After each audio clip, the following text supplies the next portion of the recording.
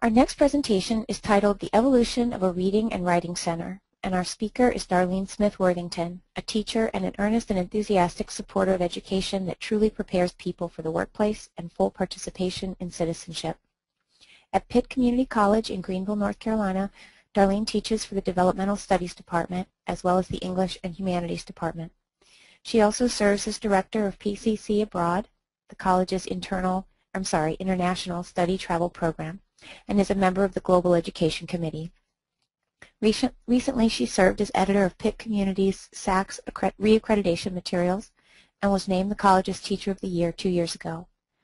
In this presentation, she will outline the evolution of Pitt Community College's Reading and Writing Center, sharing challenges, successes, tips, and hopes for the future. Darlene, are you ready to get started?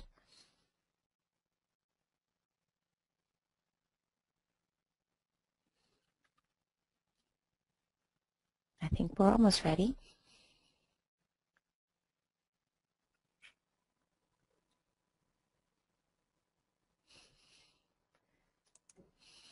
Darlene, are you with us? Yes, I am. Great.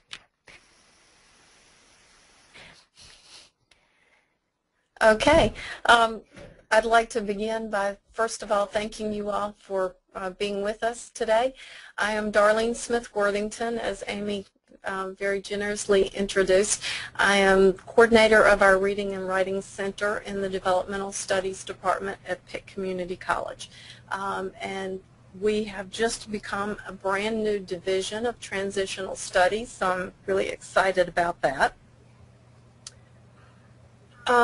Pitt Community is a 2-year public school. It's one of the 58 colleges in North Carolina's community college system. And right now we have almost 10,000 students. We're located in Greenville, North Carolina, which is a growing area about 90 miles from the coast. We have a very large medical center with a tertiary referral center with more than 500 physicians.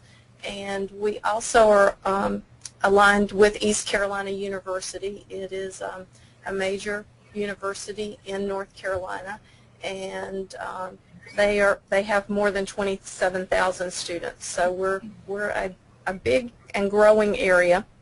So I should take a break here and apologize if you're having any difficulty with my voice. Please let me know. Darlene? Yes. Sorry about that. Would you be able to share your screen? Perfect. Okay. Thank you. Okay. I'm so sorry. No problem. I missed that button. So as I was saying, I picked up a bad cold last week in the airplane, so if you have trouble understanding me, please let me know. So that's sort of where we are in the system and how we fit. Many of our students are 2-year university transfer students, as well as many vocational technical majors.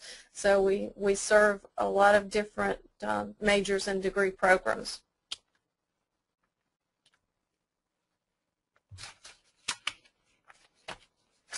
Let's see. Now I'm having trouble getting the slides to advance. Sorry about that. Bear with me just a moment, please.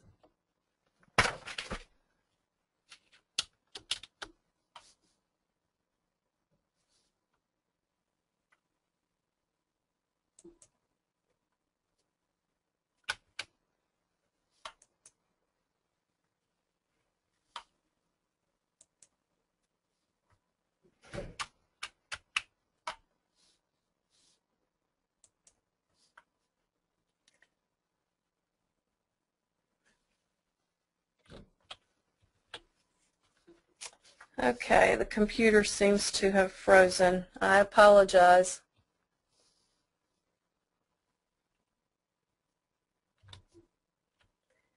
I think I'm going to have to do a shutdown to get this to move. Darlene? Jean-Pierre, do you have any suggestions? Yeah. Yes. Are you able to click anything on the screen? There we go. There we go. Now. Okay, I don't know what happened, but thank you. The No good problem. word helped. Okay. So I wanted to sort of preface this discussion with talking a little bit about the name, because I titled this presentation Evolution of a Reading and Writing Center. But very much like sometimes job titles in colleges and universities, names don't always mean the same thing in all places. And even within our college, the name Reading and Writing Center seems to shift and change with the times. Throughout my 27-year career here at Pitt Community, we've always had a location known as the Reading and Writing Center. But the name Reading and Writing Center, as you'll see as we go forward, has meant a number of different things during those years.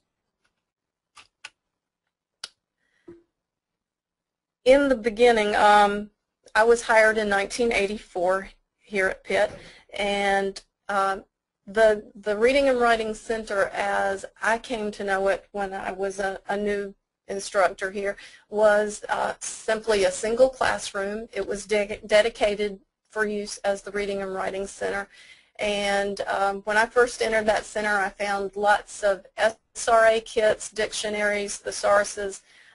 We had several bookshelves filled with textbooks, and one of our instructors, who had been here a number of years, had created an index for helping instructors find exercises. For example, if a student needed help with subject-verb agreement, then you could look in the index and find which textbooks had those exercises.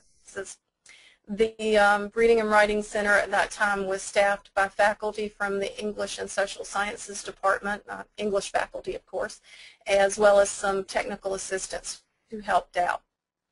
All of the students who came to the Writing Center at that time were registered for particular classes in either reading or composition. So that was sort of what I found when I began here.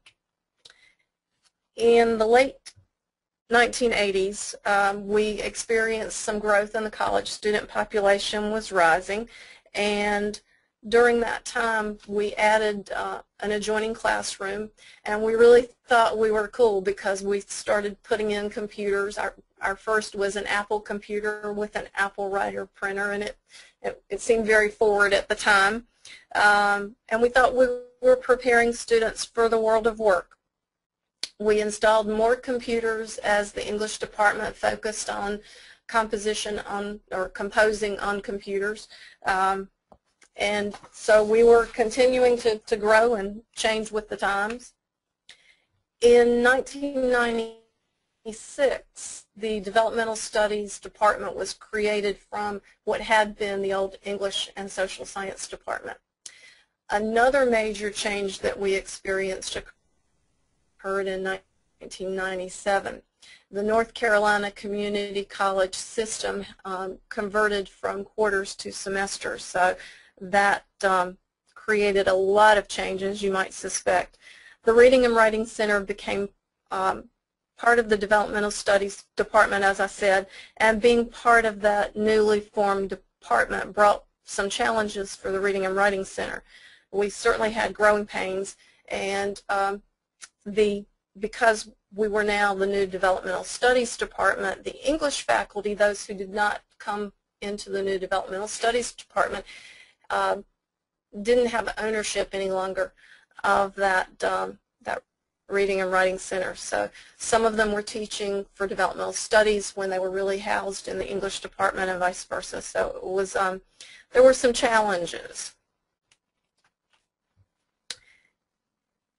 Some other major changes, we have continued to grow at a fairly fast rate, and so at this point we moved from this very cramped classroom to a larger modular unit. And although it was kind of a hassle being outside the buildings, the modular unit was an improvement for us. It was a fully equipped center with PCs. The college was moving toward those products and kind of twisted our arms to get rid of the Apples and go to PCs where we had more tech support. And this new space also gave us an opportunity to create portions of the facility that could be used for individualized as well as small group instruction. And we also acquired some faculty office space in this move, so that was pretty helpful. In this new space, we were able to make some, I think, improvements, changes to a more traditional view of a reading and writing center. No longer were students registered for classes in the center, but now it was, as I said, the traditional view of a reading and writing center. Students walked in or they made appointments to get help with papers or to develop skills. This traditional center was staffed by English department, full-time faculty, and that's Developmental Studies English Department, sorry. And we also had technical assistance and clerical help in this center. We were able to track student use, but not to submit that information for FTE credit. We just didn't have the ability at that point to try to get funding for the student use in the center.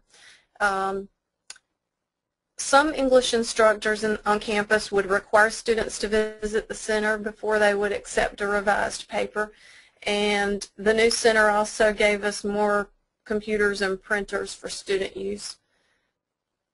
Center faculty assisted with reading and writing assignments from disciplines across campus. So, for example, we would read history papers and help students with development or grammar and punctuation, those kinds of things. So it truly was an open and traditional reading and writing center at this point in time. In this center, we had some fairly typical challenges, and I think most reading and writing centers have similar challenges. We would have peak times where traffic was really high and more students seeking help than we had faculty to support, and then other times when traffic would be low and we'd have faculty sitting around with nothing to do. Also, staffing was a challenge, simply finding people to fill the hours, especially those fringe hours. Evening hours was especially difficult to staff, and training. Communication was also a challenge because people across campus didn't necessarily see this center as fitting into a specific department. They, I guess a benefit and a challenge would be that people saw the Reading and Writing Center as belonging to the whole campus and not a particular department. So sometimes we were left out of the loop in communication. In 1998, there was a major change in the Developmental Studies Department. At that time, we began teaching integrated reading and writing courses. And in North Carolina, those developmental courses that combined composition and reading were English 75, English 85, and English 95. Each of those was a 5-hour course, and they were accompanied by labs that would meet 2 hours per week, and these courses ran the 16-week semester. It was a wonderful innovation for our department. We think it worked well. It seemed logical. The students liked it. It made clear to them that reading and writing truly are two sides of the same coin. But that change in curriculum for the department meant changes for the Reading and Writing Center. Because we moved to these 2-hour labs accompanying every course, then our Reading and Writing Center essentially became those labs. So we would have registered classes now where English 75A students would come in for 2 hours a week into the center. for assistance, then 85A students would come in for assistance, and so on. So we're back to registered classes in the center again. At the end of the 1990s, we were experiencing more rapid than ever growth in student population, and Pitt Community College was one of the two most crowded colleges in the North Carolina system. So huge space concerns. We were having difficulties finding places to put classes, much less trying to locate a computer lab that we could have for dedicated service. So at this point, the Reading and Writing Center moves to a large multi-purpose space to share with basic skills in our new Learning Resource Center, which is the same thing as the library. Because of the space crunch, we're now sharing this space with the Basic Skills program, and again, we're back to registered classes for those English 75A, 85A, and 95A classes. The shared space has some benefits as well as some challenges. One of the benefits was that by sharing resources with Basic Skills, we had more computers available for all of our students. We also were able to purchase the technology to track and report use for FTE use for funding, so that helped out a bit. And I think one of the benefits that was most helpful was that the developmental English faculty learned more about basic skills in adult high school programs and students, and they learned more about what we did as well, so that was a real asset. The challenges, on the other hand, there were some issues of turfdom. Who does what, who owns what? Because we are sharing those resources, sometimes there was a bit of competition over, whose students get priority to this or that. And we also developed some student behavior issues because there were so many students coming and going from both programs, and we developed some problems with people loitering, and especially with the younger students involved in basic skills in adult high schools. That created some challenges for us. Finally, in January 2004, we were back to having a place of our own. We moved into a new classroom building, the Redrick building, and in this building we have office space, we have dedicated classrooms for developmental studies, and for the Reading and Writing Center we have adjunct office space and computer labs. So that's a celebration for sure.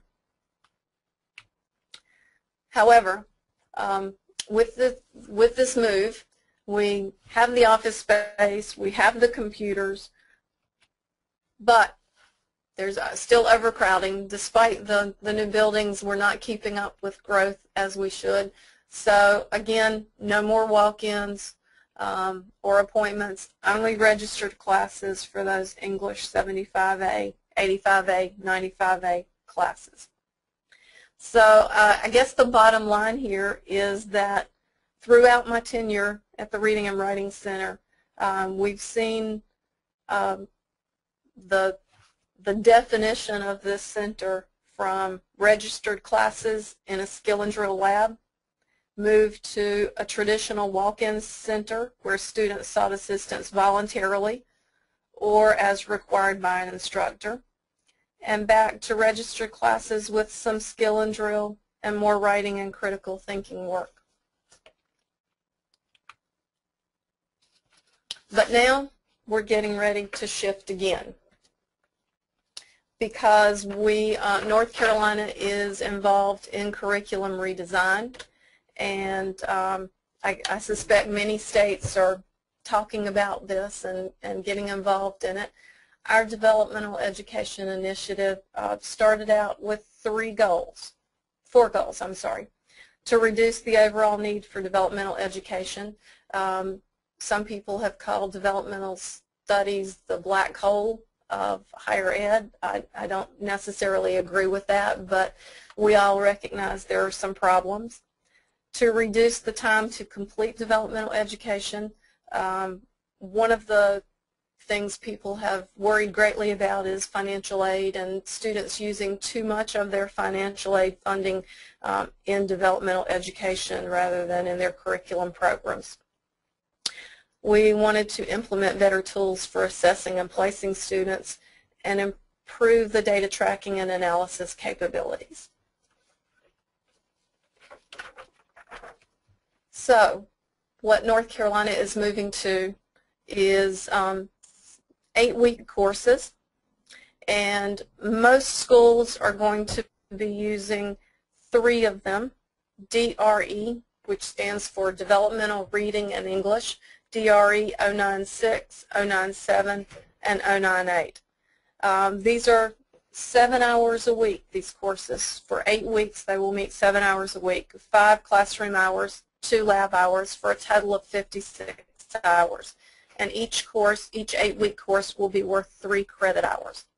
The goal of these courses, like the core standards used in the high schools, the goal is to have students college and career ready. So that's where we're moving. My school will be piloting these courses next semester, so we're in the throes of developing course plans and syllabus for all of them, and training our adjuncts this week and the next 3 weeks so that we'll be ready to go in January. This is the general description for Developmental Reading and English 096, the lowest of the 3 levels.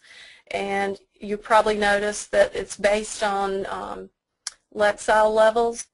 So you see that for this level, 860 to 1010 is the Lexile level. And this essentially is the course where students learn to develop paragraphs and read at that level. Developmental Reading and English 97 has a Lexile level of 960 to 1115. And these students will be working on developing full essays.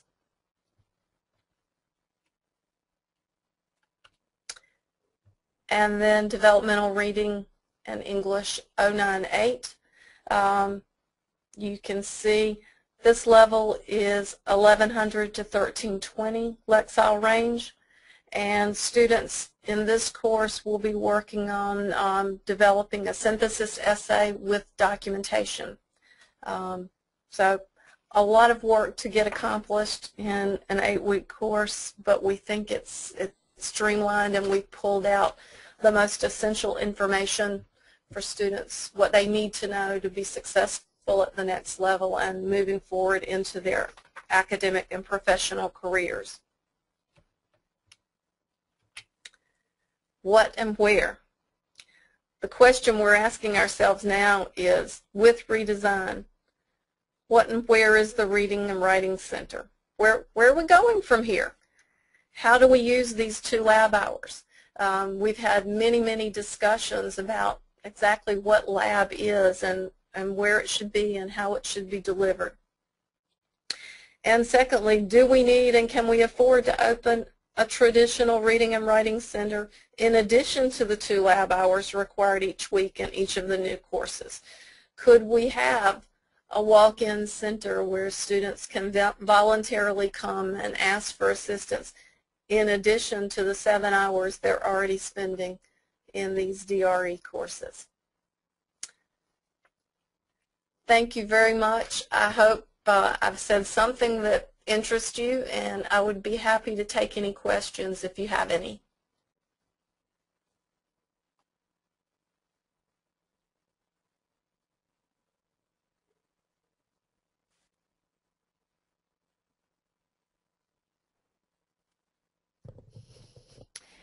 Darlene, one question we had was, do you find that the students visiting the center see it as a chore, or are they kind of oriented toward it in a more positive way? What do you think the student attitudes are? Frankly, I think that if we're asking students to do the skill and drill work, the grammar and punctuation, they're seeing it as a chore. They love the online component of our writing center right now because we're using My Writing Lab. They really enjoy that. The textbook work, not so much. But when they come to lab and they're working on papers, then I think they see the relevance more than when it's the skill and drill. Sure. We have a question from Nora Villarreal at Illinois Valley Community College. She's wondering if closing the center to the general student population has resulted in a higher number of students visiting professors' office hours for extra help, or whether you've looked at that question at all. I can't give you statistics, but anecdotally I'm sure that it has resulted in more students visiting office hours. And I do still get calls because my name is listed in the campus directory beside Reading and Writing Center. So I frequently get calls from people in the community, even parents, asking about assistance. And it really does break my heart to say, no, I'm sorry, we're only allowed registered students in our lab right now. Sure. Matthew Groner has a question. He and his colleagues are wondering if you could share some ideas about how the center is staffed. Do you use mostly adjuncts, full-time faculty, other students, other professional staff? Actually, we have always worked with faculty rather than trained students. We have a tutorial center on campus that uses tutors that are students who are trained tutors, but in our Reading and Writing Center we've always used faculty. So that I would love to be in a situation where I could say that I'm staffing with full-time people, but honestly we are so dependent in this department on adjuncts that I would say 2/3 of my faculty hours are adjunct. Yeah. Well, what you know, I know a lot of changes are coming with the move toward the integrated course. What do you feel comfortable sharing your hopes for what that might mean for the Reading and Writing Center?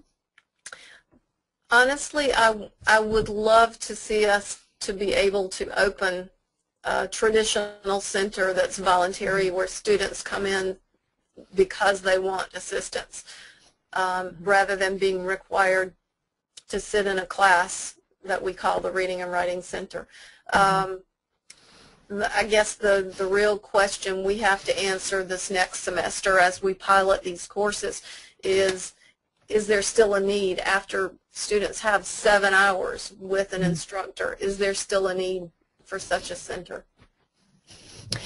Yeah, I guess that's one of the big open questions that will remain to be seen, right? Although it's hard to imagine that there won't still be students in the population that would need that, you know. Yes, I think so. And one of the things we've been talking about is collaborating with other departments on campus to try to open some kind of center that would meet the needs across campus rather than just for developmental studies. Well, interestingly, a question just came in also from Matthew. Does your center partner with other schools? And if so, what kind of collaborative efforts do you engage? No, we have not. We're the only community college in our county, and the university has their own writing center for their students. So no, we haven't done any collaboration. It'll be interesting to see with the move toward integrated reading and writing, you know, becoming widespread in the state. If people start looking for support models, and you know, the Reading and Writing Center looks like an obvious support for that huge curricular change, don't you think? Yes, I think here we feel very fortunate because we've been teaching integrated courses so long that we're very, very comfortable with that model. And I think we're all just trying to figure out what to do about the Reading and Writing Center now that we have these new 8-week courses. That's something we haven't done before, so Yeah. it will be interesting to see how that plays out and what we learn about from our students. It will. Maybe you'll join us at a future conference and tell us how it's been going and what kind of changes you're seeing. Okay, that would be great. Thank you so much for your time today, Darlene. I really enjoyed your presentation. I know a lot of other people did too. There's so many positive comments. So. Oh, great. Thank you. Thank you.